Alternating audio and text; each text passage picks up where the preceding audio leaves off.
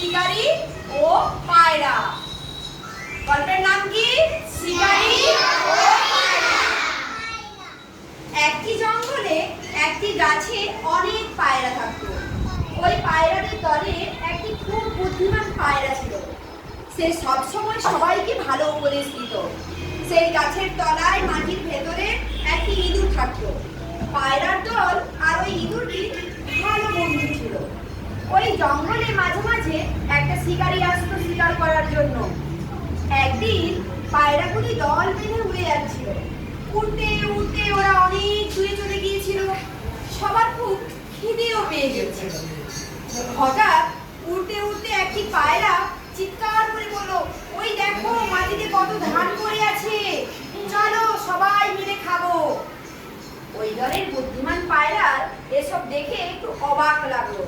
তাই ও সবাইকে সাবধান করার জন্য বলল, তোমরা ওদিকে যেও না, ধুধু মাঠের মাঝখানে এত ধান পড়ে আছে, নিশ্চয়ই এটা কারোর চাল। আসলে শিকারীর এটা একটা চাল ছিল। সে শিকার করার জন্য একটা জালের উপর কিছু ধান ছড়িয়ে রেখেছিল। আর পায়রাগুলো এটা না বুঝতে পেরে বুদ্ধিমান পায়রার কথা অমান্য করে ধান খাওয়ার লোভে ধান খেতে চলে গেল। কিছুক্ষণ পরে যখন কিছু পায়রা ওড়ার চেষ্টা করলো, তখন তারা দেখলো তাদের পা আটকে গেছে জালের মধ্যে।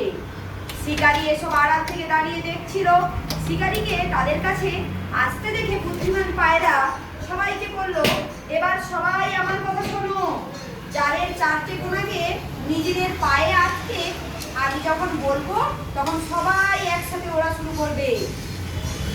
সবাই তার কথা মতো একসাথে ওড়ার ফলে জাল সমেত তারা উঠতে পারলো। নিজেদের কাছে ফিরে এসে তাদের বন্ধু ইঁদুরকে সব জানালো। ইঁদুর নিজের দাঁত দিয়ে শিকারীর জালটা কেটে দিল।